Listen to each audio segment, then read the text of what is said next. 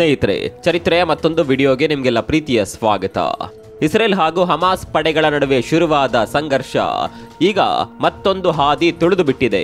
ತನ್ನನ್ನ ಕೆಣಕಿದ ಹಮಾಸ್ ಪಡೆಗೆ ಒಂದು ಗತಿ ಕಾಣಿಸಿರುವ ಇಸ್ರೇಲ್ ಈಗ ಹಮಾಸ್ಗೆ ಸಪೋರ್ಟ್ ಮಾಡಿ ತನ್ನ ದೇಶದ ವಿರುದ್ಧ ತಿರುಗಿ ಬಿದ್ದಿರುವ ಶತ್ರು ಪಡೆಗಳ ಸರ್ವನಾಶಕ್ಕೆ ಶಪಥ ಮಾಡಿದೆ.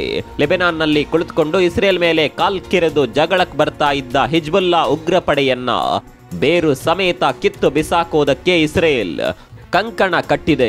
ಉಗ್ರರು ಬಳಸುತ್ತಿದ್ದ ಪೇಜರ್ ವಾಕಿ ಟಾಕಿ ಸ್ಫೋಟದ ಬಳಿಕ ಇದೀಗ ಲೆಬನಾನ್ ದೇಶದ ಮೇಲೆ ಮಿಸೈಲ್ಗಳ ಮಳೆಯನ್ನೇ ಸುರಿಸುತ್ತಿದೆ.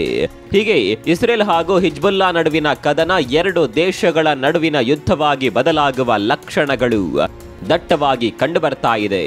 ಇದೀಗ ಈ ಯುದ್ಧಕ್ಕೆ ಅಮೆರಿಕ ಎಂಟ್ರಿ ಕೊಡುವ ಎಲ್ಲಾ ಸಾಧ್ಯತೆಗಳಿದೆ. ಒಂದ್ ವೇಳೆ ಅಮೆರಿಕ ಈ ಯುದ್ಧಕ್ಕೆ ಎಂಟ್ರಿ ಕೊಟ್ಟು ಬಿಟ್ರೆ ಹಿಜ್ಬುಲ್ಲಾಗೆ ಸಮಾಧಿ ಕಟ್ಟೋದು ಗ್ಯಾರಂಟಿ. ಹೀಗೆ ಒಂದ್ ಕಡೆ ಇಸ್ರೇಲ್ ಹಾಗೂ ಲೆಬನಾನ್ ದೇಶಗಳ ನಡುವಿನ ಕದನ ತಾರಕಕ್ಕೇರಿದ್ರೆ, ಮತ್ತೊಂದ್ ಕಡೆ ಉಕ್ರೇನ್ ಹಾಗೂ ರಷ್ಯಾ ನಡುವಿನ ಯುದ್ಧದಲ್ಲಿ ಭಾರತದ ಮೇಲೆ ಅದೊಂದು ಆರೋಪ ಕೇಳಿ ಬಂದಿದೆ. ಉಕ್ರೇನ್ಗೆ ಭಾರತದಿಂದ ಶಸ್ತ್ರಾಸ್ತ್ರಗಳು ರವಾನೆ ಆಗ್ತಾ ಇದೆ ಅನ್ನುವ ಆರೋಪ ಅದು. ಎಲ್ಲದಕ್ಕಿಂತ ಹೆಚ್ಚಾಗಿ ರಷ್ಯಾ ಮೇಲೆ ದಾಳಿ ಮಾಡೋದಕ್ಕೆ ಉಕ್ರೇನ್ ಭಾರತದ ಆಯುಧಗಳನ್ನ ಬಳಸುತ್ತಿದೆ ಅನ್ನುವ ಬಹುದೊಡ್ಡ ಆರೋಪ ಕೇಳಿ ಬಂದಿದೆ. ಈ ಆರೋಪ ಕೇಳಿದಾಗ ನಿಮಗೂ ಕೂಡ ಶಾಕ್ ಆಗಿರಬಹುದು. ಉಕ್ರೇನ್ ಹಾಗೂ ರಷ್ಯಾಗೆ ಹೋಲಿಸಿದ್ರೆ ಭಾರತ ಆಪ್ತವಾಗಿರೋದು ರಷ್ಯಾಗೆ.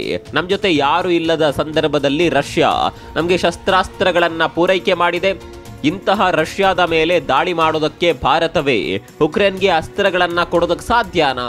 ಉಕ್ರೇನ್ ರಷ್ಯಾದ ಮೇಲೆ ದಾಳಿ ಮಾಡೋದಕ್ಕೆ ಭಾರತದ ಅಸ್ತ್ರಗಳನ್ನ ಹೇಗೆ ಉಪಯೋಗ ಮಾಡುತ್ತೆ? ಈ ಆರೋಪ ಎಷ್ಟರ ಮಟ್ಟಿಗೆ ನಿಜ? ಭಾರತ ಈ ಬಗ್ಗೆ ಏನ್ ಹೇಳುತ್ತೆ? ಇಸ್ರೇಲ್ ಹಾಗೂ ಲೆಬನಾನ್ ನಡುವಿನ ಸಂಘರ್ಷ ಎಲ್ಲಿವರೆಗೆ ಬಂದಿದೆ? ಎಲ್ಲವನ್ನ ಡೀಟೇಲ್ ಆಗಿ ತೋರಿಸ್ತೀವಿ ನೋಡಿ.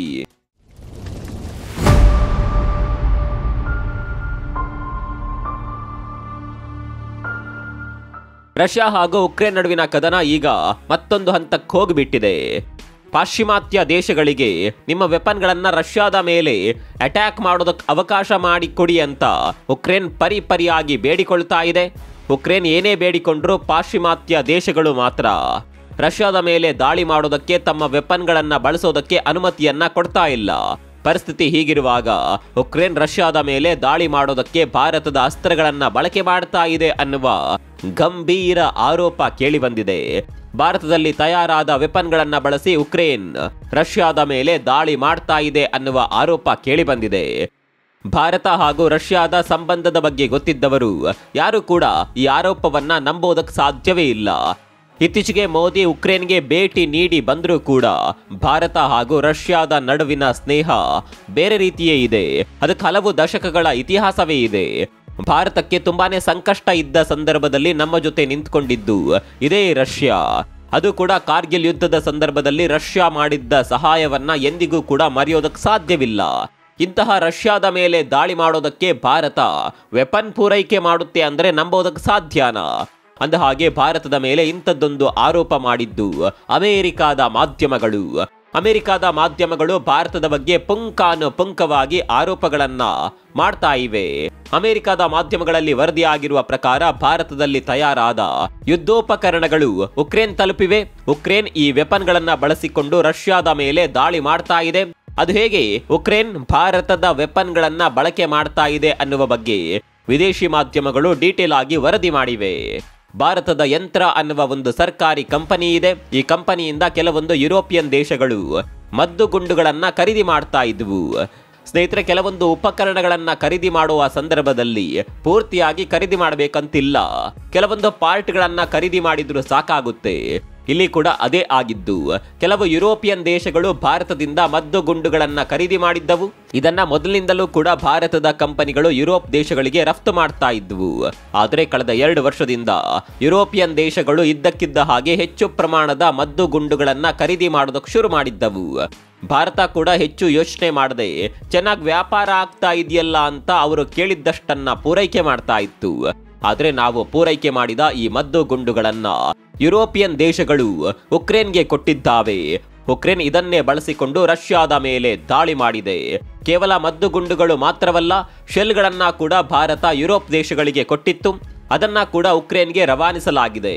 ಉಕ್ರೇನ್ ಸೈನಿಕರ ಕೈಯಲ್ಲಿರುವ ಶೆಲ್ನಲ್ಲಿ ಕ್ಲಿಯರ್ ಆಗಿ ಮೇಡ್ ಇನ್ ಇಂಡಿಯಾ ಅನ್ನೋದು ಕಾಣಿಸುತ್ತೆ.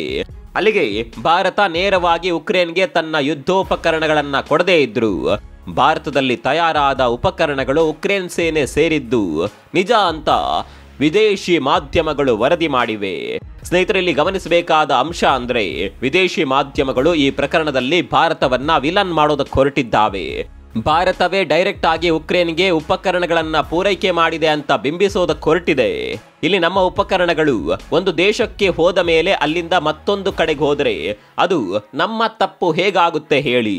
ಭಾರತ ಈ ಬಗ್ಗೆ ಗಮನ ಹರಿಸಬೇಕಾಗಿತ್ತು ಅನ್ನೋದು ನಿಜ. ಆದರೆ ಇಲ್ಲಿ ಭಾರತದ್ದೇ ತಪ್ಪು ಅನ್ನೋದನ್ನ ಹೇಳೋದಕ್ಕೆ ಬರೋದಿಲ್ಲ. ಆದರೂ ವಿದೇಶಿ ಮಾಧ್ಯಮಗಳು ಈ ವಿಚಾರದಲ್ಲಿ ಭಾರತದ ಮೇಲೆ ಗೂಬೆ ಕೂರಿಸುವ ಪ್ರಯತ್ನವನ್ನ ಮಾಡ್ತಾ ಇವೆ. ಇಲ್ಲಿ ವಿದೇಶಿ ಮಾಧ್ಯಮಗಳ ಲಾಜಿಕ್ ಸಿಂಪಲ್. ರಷ್ಯಾವನ್ನ ಭಾರತದ ವಿರುದ್ಧ ಎತ್ತಿಕಟ್ಟೋದು, ಭಾರತ ಹಾಗೂ ರಷ್ಯಾ ನಡುವಿನ ಸ್ನೇಹಕ್ಕೆ ಹುಳಿ ಹಿಂಡೋದು. ಈ ಪ್ರಯತ್ನವನ್ನ ವಿದೇಶಿ ಮಾಧ್ಯಮಗಳು ಚೆನ್ನಾಗಿಯೇ ಮಾಡ್ತಾ ಇವೆ. ಇನ್ನು ಭಾರತಕ್ಕೆ ಇದು ಒಂದು ರೀತಿಯ ಪಾಠ ಅಂದ್ರೂ ತಪ್ಪಾಗೋದಿಲ್ಲ. ನಾವು ಒಂದು ದೇಶಕ್ಕೆ ಯುದ್ಧೋಪಕರಣಗಳನ್ನ ರವಾನೆ ಮಾಡಿದ ನಂತರವೂ ಕೂಡ ಅದರ ಬಗ್ಗೆ ಗಮನ ಹರಿಸಬೇಕು. ನಾವು ಕೊಟ್ಟಂತಹ ವೆಪನ್ಗಳು ಮುಂದೆ ಬೇರೆ ದೇಶಗಳಿಗೆ ಹೋಗದಂತೆ ನಾವು ನಿಗಾ ಇಟ್ಟಿರಬೇಕು. ಅಥವಾ ಈ ಬಗ್ಗೆ ನಾವು ಮೊದಲೇ ಒಪ್ಪಂದಗಳನ್ನ ಮಾಡಿಕೊಂಡಿರಬೇಕು. ಸರ್ಕಾರಗಳು ಈ ಬಗ್ಗೆ ಇನ್ನಾದರೂ ಯೋಚನೆ ಮಾಡಬೇಕು. ಇಲ್ಲ ಅಂದ್ರೆ ಈ ರೀತಿಯ ಆರೋಪಗಳು ಮುಂದಿನ ದಿನಗಳಲ್ಲಿ ಹೆಚ್ಚಾಗುವ ಸಾಧ್ಯತೆ ಇದೆ. ಇನ್ನು ಮತ್ತೊಂದು ಕಡೆಯಲ್ಲಿ ಇಸ್ರೇಲ್ ಹಾಗೂ ಹಿಜ್ಬುಲ್ಲಾ ಉಗ್ರರ ನಡುವಿನ ಸಂಘರ್ಷ ಮತ್ತೊಂದು ಹಂತಕ್ಕೆ ಹೋಗಿದೆ. ಇಸ್ರೇಲ್ ಹಿಜ್ಬುಲ್ಲಾಗಳ ವಾಸಸ್ಥಾನವಾಗಿರುವ ಲೆಬನಾನ್ ದೇಶದ ಮೇಲೆ ಮಿಸೈಲ್ಗಳ ಮಳೆಯನ್ನೇ ಸುರಿಸ್ತಾ ಇದೆ. ವಾಕಿಟಾಕಿ ಹಾಗೂ ಪೇಜರ್ ಸ್ಫೋಟದ ಮೂಲಕ ಹಿಜ್ಬುಲ್ಲಾ ಉಗ್ರರಿಗೆ ಶಾಕ್ ಕೊಟ್ಟಿದ್ದ ಇಸ್ರೇಲ್ ಈಗ ಲೆಬನಾನ್ ಅನ್ನುವ ದೇಶದಿಂದಲೇ ಹಿಜ್ಬುಲ್ಲಾ ಉಗ್ರರನ್ನ ನಾಮಾವಶೇಷ ಮಾಡೋದಕ್ಕೆ ಹೊರಟಿದೆ.